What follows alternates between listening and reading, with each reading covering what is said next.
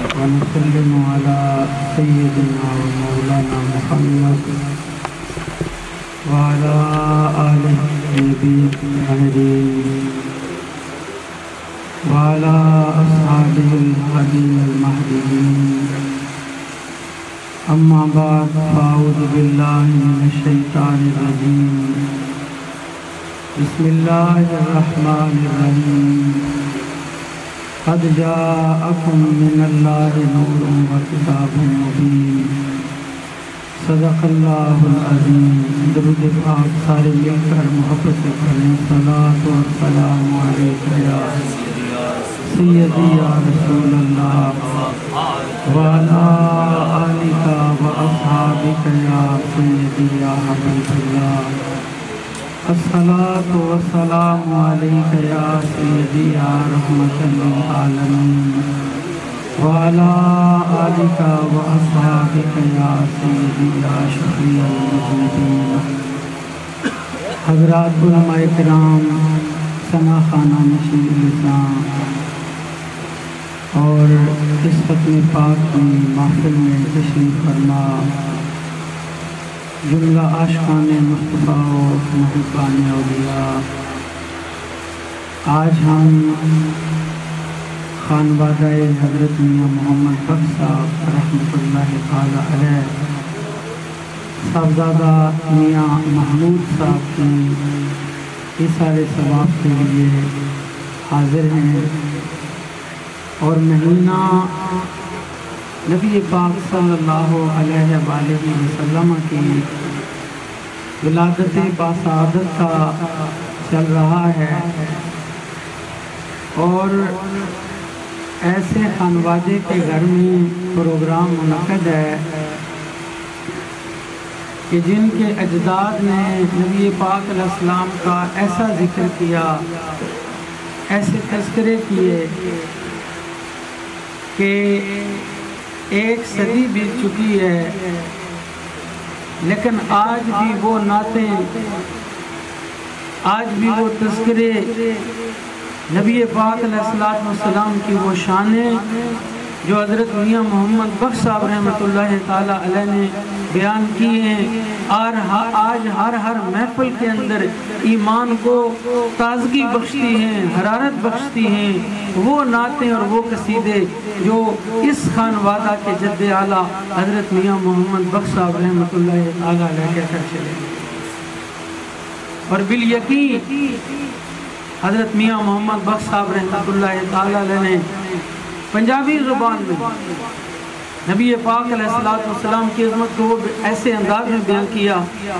آج کئی ایسے ممالک ہیں جہاں اردو سمجھنے والا بندہ بھی نہیں ہے تو پنجابی کون سمجھے گا، لیکن محض اس کلام کی ردم اور اس کلام کے اندر جو تغزل پایا جاتا ہے، جو ترنم پایا جاتا ہے، جو چاشنی ہے، اور نبی پاک علیہ السلام کے ذکر مبارک کی جو وہ گرمی ہے، اس کو آج وہ لوگ بھی محسوس کر رہے ہیں جو پنجابی زبان کو نہیں بھی جانتے ہیں، لیکن حضرت میاں صاحب رحمۃ اللہ علیہ کے الفاظ سن کر ہی وہ اس سے ذوق محسوس کرتے ہیں. نبی پاک علیہ السلام اس ماہ مقدس میں تشریف لائے، اور اللہ تعالیٰ نے اپنے محبوب علیہ السلام کے متعلق فرمایا قد جاءکم من اللہ نور و کتاب مبین. تمہارے پاس اللہ کی طرف سے نور آیا، کتاب مبین آئی. اب یہاں اس مجلس میں اتنا وقت نہیں ہے کہ میں بہت ساری تفسیروں کے نام لے کر آپ کو کہوں کہ کس نے کہا ہے کہ یہاں نور سے مراد نبی پاک علیہ السلام کی ذات ہے. ایک ہی بات کروں گا. حضرت عبداللہ ابن عباس رضی اللہ تعالیٰ عنہ، نبی پاک علیہ السلام کے چچا کے بیٹے حضرت عباس کے صاحبزادے عبداللہ ابن عباس، یہ سید المفسرین صحابہ میں قرآن عظیم کی جو تفسیر کرنے والے صحابہ ہیں، ان میں جو چوٹی کی شخصیت مفسر ہے وہ حضرت عبداللہ ابن عباس رضی اللہ تعالیٰ عنہ. حضرت عبداللہ ابن عباس کو نے پہلے ان کا مرتبہ سن لیں. نبی پاک علیہ السلام نے ان کو دعا دی، حضور خوش ہوئے ان سے، تو نبی پاک علیہ السلام نے اللہ کے حضور دعا کی اللہم علمہ الکتاب، یا اللہ میرے اس چچا کے بیٹے کو قرآن کا علم عطا فرما. یہ حضور علیہ السلام نے دعا دی. اس دعا کا اتنا اثر ہوا حضرت عبداللہ ابن عباس پر کہ حضرت عبداللہ ابن عباس کہتے ہیں مجھے حضور کی دعا کا اتنا فیضان ملا اور اللہ تعالیٰ نے قرآن کے حقائق مجھ پر اتنے کھول دیے. فرماتے ہیں اگر میرے اونٹ کی نکیل گم ہو جائے تو مجھے مدینے کی گلیوں میں ڈھونڈنے کی ضرورت نہیں ہے, میں گھر میں بیٹھ کے اللہ کا قرآن کھولوں گا, قرآن کی آیت مجھے بتائے گی میرے اونٹ کی نکیل کدھر پڑی ہے.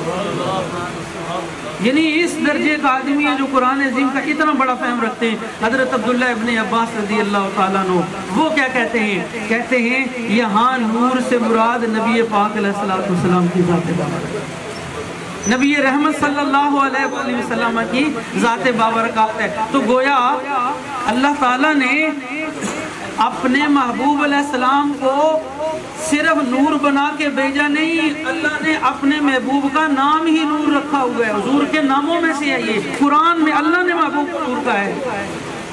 گویا اللہ تعالیٰ اپنے محبوب علیہ السلام کو نور کہہ رہا ہے, اللہ نے محبوب کا نام نور رکھا ہے. حضرت عبداللہ ابن عباس رضی اللہ تعالیٰ عنہ کہتے ہیں کہ نبی پاک صلی اللہ علیہ وآلہ وسلم کو اللہ نے نور بنا کر بھیجا, اور یہاں جو اللہ نے نور کہا ہے یہ اپنے محبوب کریم علیہ السلام. اب اس مسئلے کو, یہ پیچیدہ سا مسئلہ ہے, یہ نور بشر کا مسئلہ یہ پیچیدہ ہے.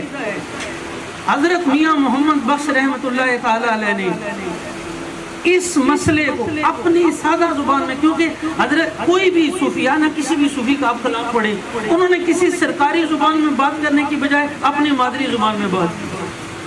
کیوں؟ تاکہ وہ چاہتے ہیں کہ لوگ بجائے زبان کے دندے کے اندر پڑے ہوئے اپنی سادگی سے بات کو وہ سمجھیں.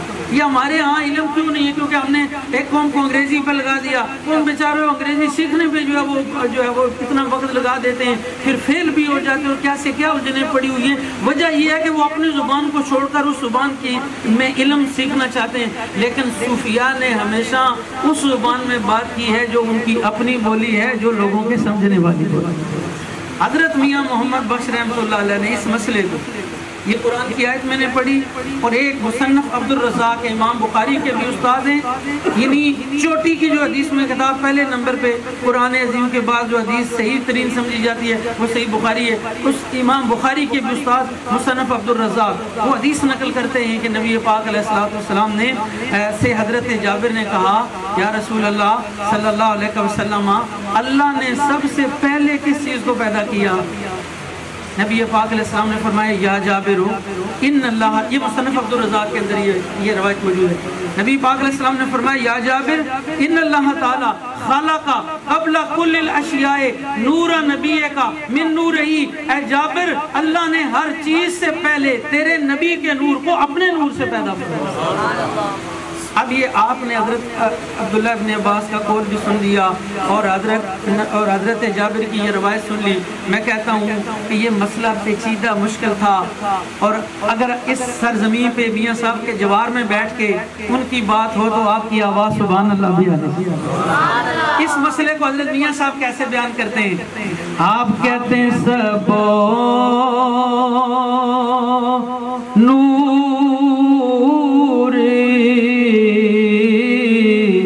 اسے دے نوروں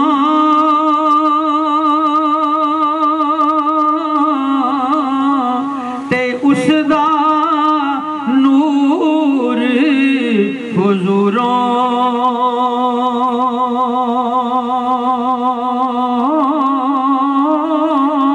اوے اس نو تخت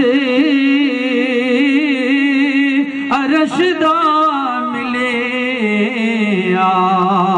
موسیٰ نو کو توروں. یہ اتنی سادگی سے دنیا کا کوئی واعظ یہ مسئلہ آپ کو نہیں سمجھا سکتا, کوئی پروفیسر نہیں سمجھا سکتا, واعظ نہیں سمجھا سکتا, کوئی مدرس نہیں سمجھا سکتا, جو ایک صوفی نے 2 مصروں میں آپ کو نبی پاک علیہ السلام کی عظمت کا مسئلہ سمجھا. سبو نور اسے دے نوروں تے اس کا نور حضوروں. یہ الفاظ تھے نبی پاک علیہ السلام نے فرمایا کل الخلائق من نوری وانا من نور اللہ، کہ مجھے اللہ نے اپنے نور سے پیدا کیا ہے اور پھر ساری مخلوق کو اللہ تعالیٰ نے میرے نور سے پیدا کیا۔ اس پہ حضرت میاں محمد بخش رحمۃ اللہ علیہ فرماتے ہیں کہ سب نور اسید نوروں تو استا نور حضوروں۔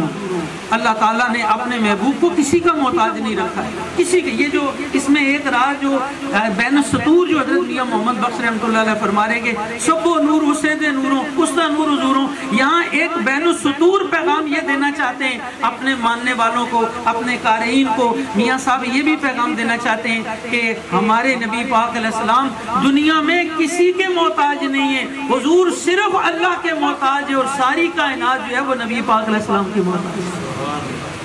اور یہ کوئی معمولی پیغام نہیں ہے۔ آپ جو نبی پاک علیہ السلام کی مہر مبارک ہے، آپ نے کبھی دیکھا ہوگا محمد الرسول اللہ صلی اللہ علیہ وسلم، کہہ دیجئے کیا لکھا ہوا ہے مہر شریف پہ؟ بولے پڑھ لیں سارے مشاہد، یہ پڑھ لیجئے محمد رسول اللہ، یہ حضور علیہ السلام کی مہر مبارک ہے۔ میں آپ کو یہ مسئلہ سمجھانا چاہتا ہوں جو حضرت میاں صاحب نے کہا کہ تمہیں اللہ تک پہنچنے سے پہلے رسول اللہ کی بارگاہ میں پہنچنا پڑے گا۔ ان کی ذات تک پہنچے کے بغیر کوئی کہہ نہیں سکتا کہ میں اللہ تک پہنچ گیا۔ کیوں؟ میدان محشر میں اگر کوئی بندہ یہ کہے نا کہ اللہ میں تجھے مانتا ہوں، میں تجھے مانتا ہوں، لیکن میں ڈائریکٹلی مانتا ہوں، اللہ کہے گا مجھے ماننا اسی وقت قبول ہوگا جب وایا رسول اللہ مجھے مانو گے۔ وایا رسول اللہ نہیں مانو گے مجھے ماننا بھی قبول نہیں ہے۔ مجھے نعرہ رسالت، نعرہ رسالت، نعرہ تحقیق، نعرہ حیدری، جشن میلاد مصطفیٰ، عظمت و شان مصطفیٰ۔ یہ پیغام ہے صوفیاء کا، سمجھیں اس بات کو۔ اس لیے اہل سنت و جماعت کے مسلک کے ترجمان جو ہیں وہ صوفیاء ہیں، کیونکہ صوفی جو ہوتا ہے نا وہ عرفان کی بات کرتا ہے، معرفت کی بات کرتا ہے۔